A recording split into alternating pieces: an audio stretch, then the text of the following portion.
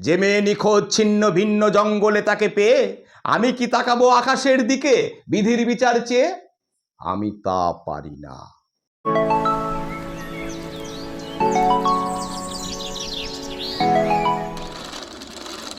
প্রিয় স্টুডেন্ট, আজকে আমি আবার আসলাম তোমাদের সামনে নতুন একটা কবিতা নিয়ে, দ্বাদশ শ্রেণীর ক্রন্দনরতা জননীর পাশে, মৃদুল দাশগুপ্তের লেখা। মৃদুল দাশগুপ্ত 1950 খ্রিস্টাব্দের এপ্রিল মাসের 3 তারিখে শ্রীরামপুরে জন্মগ্রহণ করেন। তিনি বিজ্ঞানের ছাত্র, কিন্তু কলেজ থেকেই তার লেখালেখি শুরু।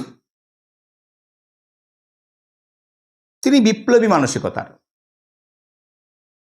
বেশ কিছুদিন তিনি শ্রীরামপুর ইউনিয়ন ইনস্টিটিউশনে শিক্ষকতা করেন। তারপর তিনি 1978 খ্রিস্টাব্দ থেকে পাকাপাকিভাবে সাংবাদিকতাকেই পেশা হিসাবে নেন। প্রথমে যুগান্তর পত্রিকা, তারপর 1991 আজকাল পত্রিকাতে তিনি যোগ দিলেন। এখনও সেই পত্রিকার সঙ্গেই তিনি যুক্ত আছেন। মৃদুল দাশগুপ্তের প্রথম কাব্যগ্রন্থ জলপাই কাঠের এসরাজ, গোপনে হিংসার কথা বলি, তার এই নামগুলোই প্রমাণ করছে তার মধ্যে বিদ্রোহী সত্তা রয়েছে। আলোচ্য ক্রন্দনরতা জননীর পাশে কবিতাটি তার ভুতুম ভগবান কাব্যগ্রন্থ থেকে নেওয়া হয়েছে, যেটা প্রকাশকাল 2007 খ্রিস্টাব্দ। এখন আমরা মূল কবিতায় যাব। তার আগে বলি, এই কবিতার একটা নির্দিষ্ট পটভূমি আছে। সেটা 2006-এর। তখন পশ্চিমবঙ্গে ক্ষমতায় রয়েছে বামফ্রন্ট সরকার। মুখ্যমন্ত্রী আছেন কমরেড বুদ্ধদেব ভট্টাচার্য। সে সময় শিল্প আর কৃষিকে নিয়ে একটা বেশ চাপান উত্তর শুরু হলো। মুখ্যমন্ত্রী বুদ্ধদেব ভট্টাচার্য হুগলি জেলার সিঙ্গুরে ন্যানো কারখানা প্রতিষ্ঠা করার জন্য রতন টাটা গোষ্ঠীকে 1000 একর জমি দান করলেন। এখান থেকেই শুরু শিল্প আর কৃষির সমস্যা। কারণ বামফ্রন্ট সরকারের মতে ওই জমিগুলো ছিল এক ফসলি, কিন্তু কিছু কৃষকের মতে সেই জমিগুলো এক ফসলি নয়। তাই কিছু অনিচ্ছুক জমিদাতা জমি না দেওয়ার জন্য সরকারের বিরুদ্ধে আন্দোলন শুরু করলো, যে আন্দোলনটা ঐতিহাসিক হয়ে গেল, সিঙ্গুর আন্দোলন।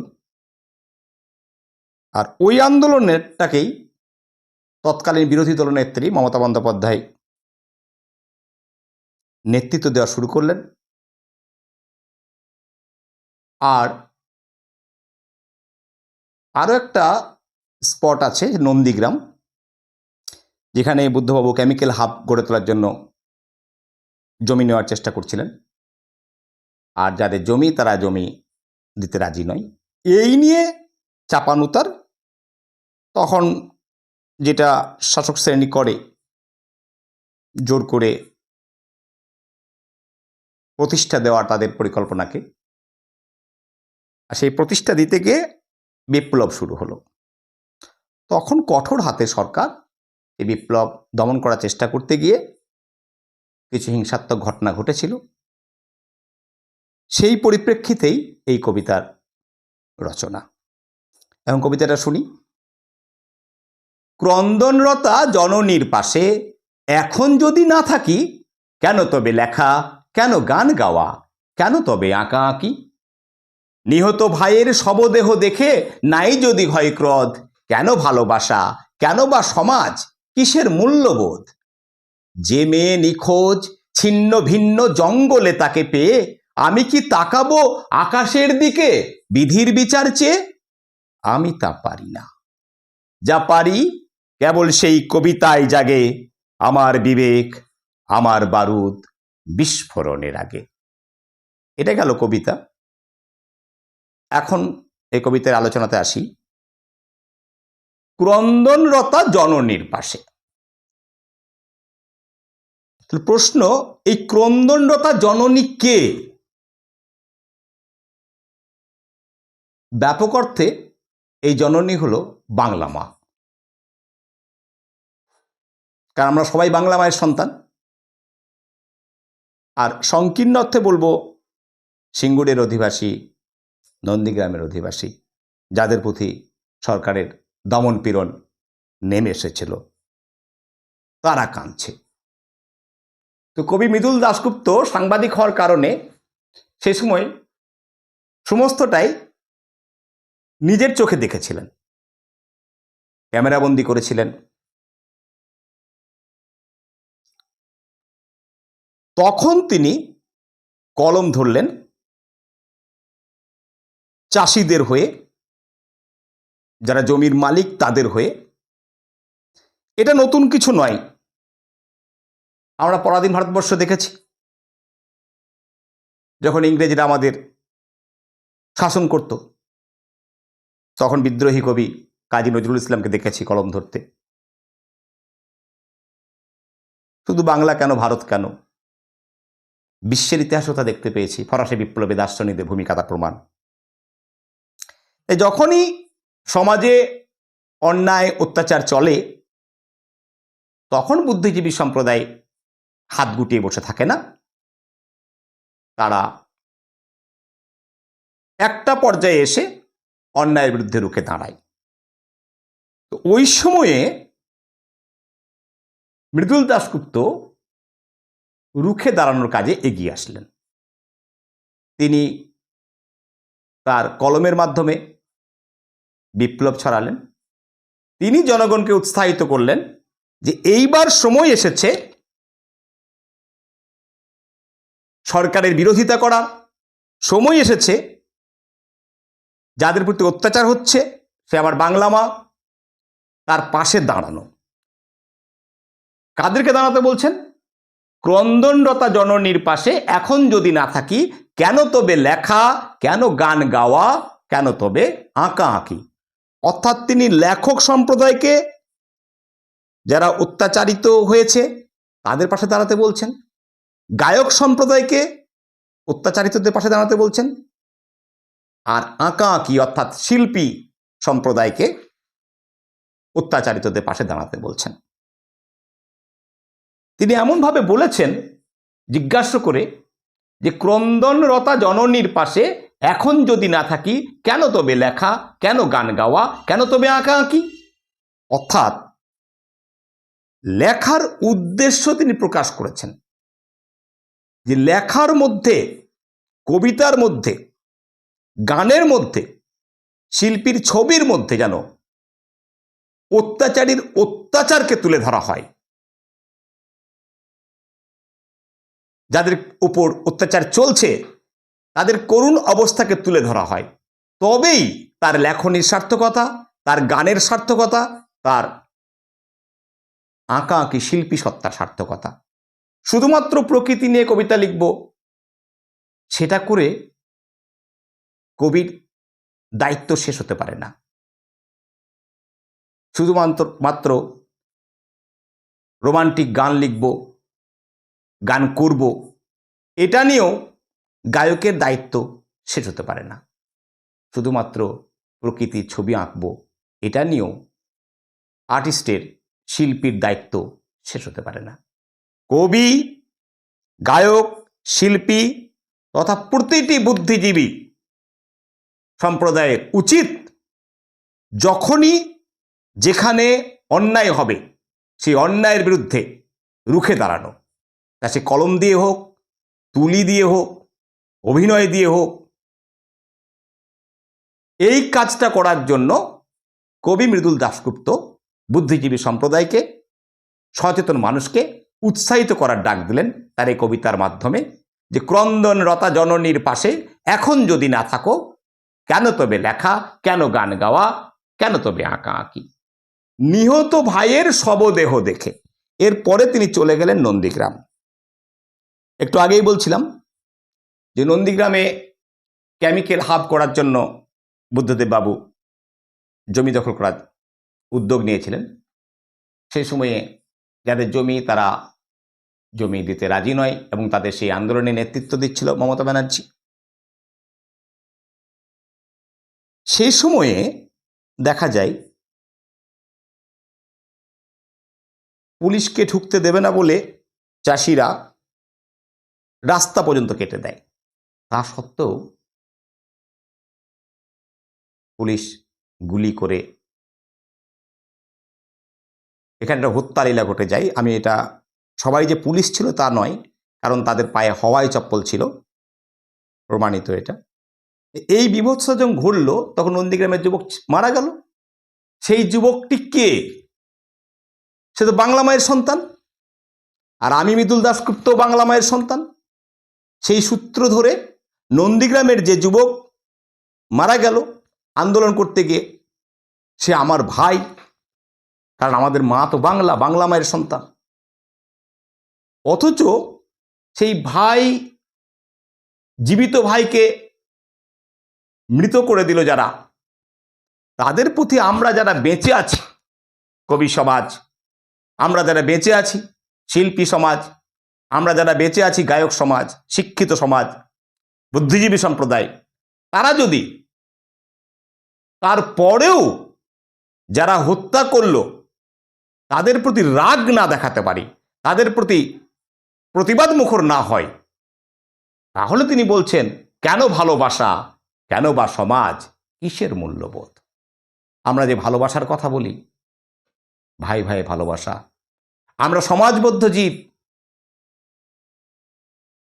আমরা মূল্যবোধের কথা বলি, এই কাজটি করা উচিত, এই কাজটি করা উচিত নয়,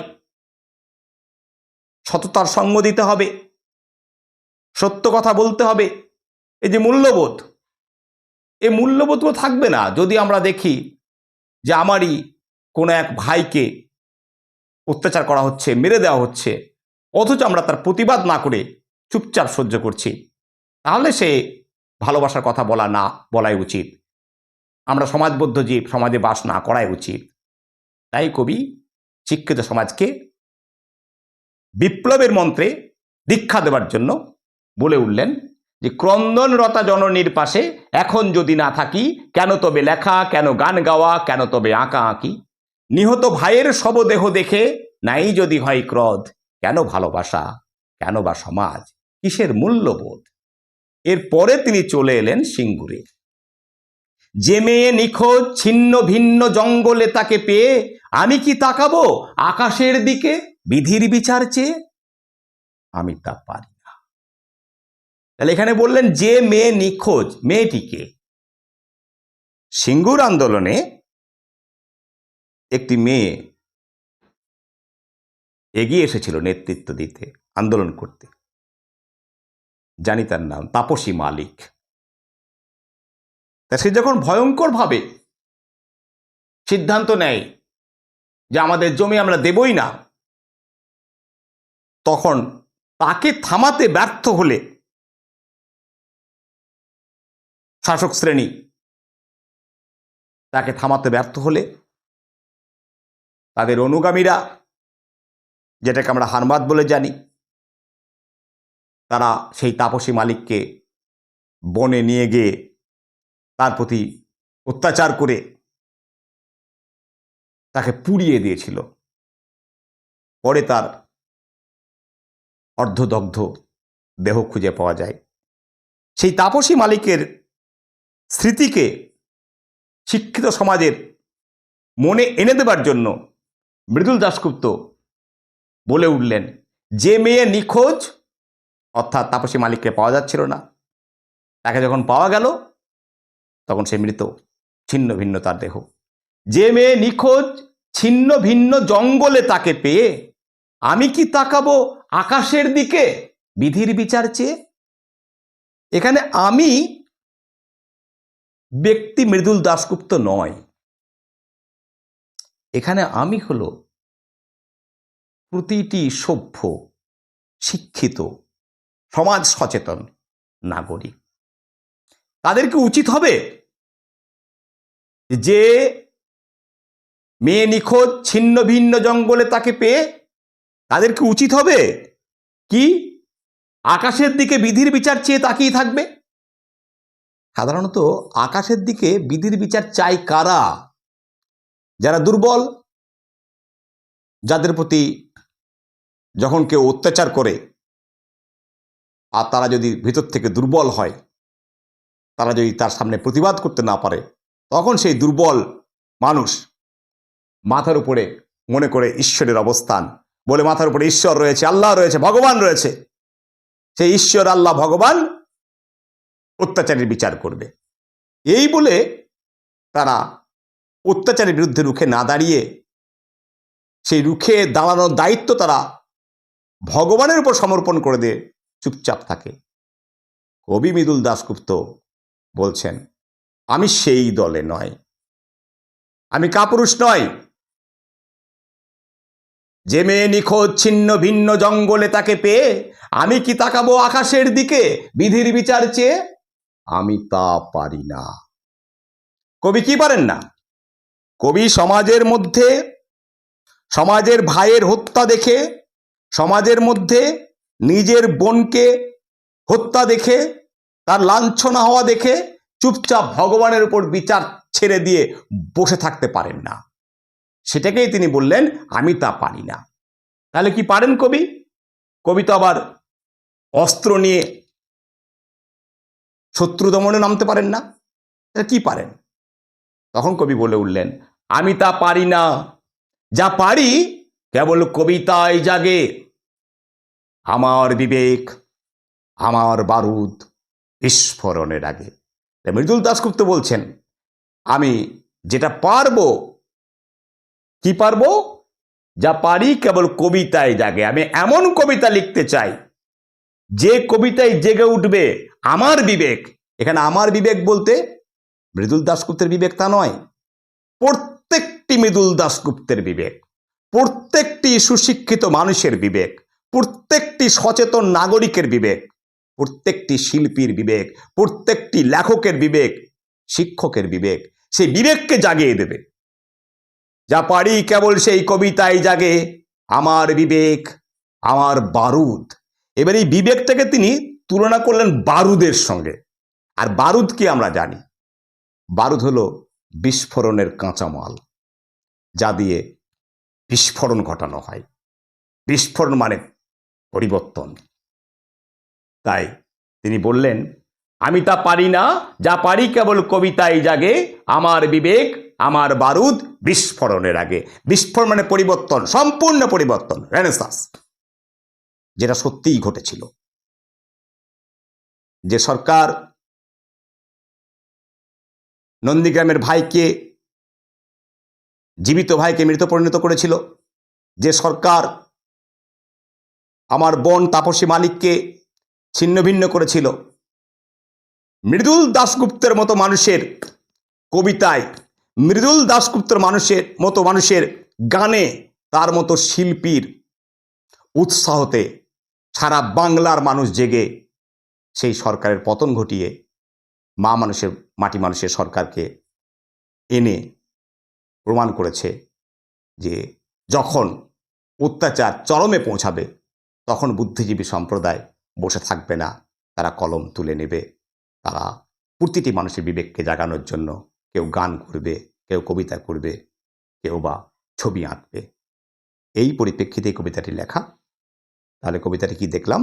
যে ক্রন্দনরতা জননীর পাশে এখন যদি না থাকি, কেন তবে লেখা, কেন গান গাওয়া, কেন তবে আঁকা আঁকি? নিহত ভাইয়ের শবদেহ দেখে নাই যদি হয় ক্রোধ, কেন ভালোবাসা, কেন বা সমাজ, কিসের মূল্যবোধ? যে মেয়ে নিখোঁজ ছিন্ন ভিন্ন জঙ্গলে তাকে পেয়ে আমি কি তাকাবো আকাশের দিকে বিধির বিচার চেয়ে? আমি তা পারি না, যা পারি কেবল সেই কবিতায় জাগে আমার বিবেক, আমার বারুদ বিস্ফোরণের আগে। ভালো থাকো, আবার পরের ভিডিওতে আমি আসছি। পড়াশোনা করো, সামনে টেস্ট।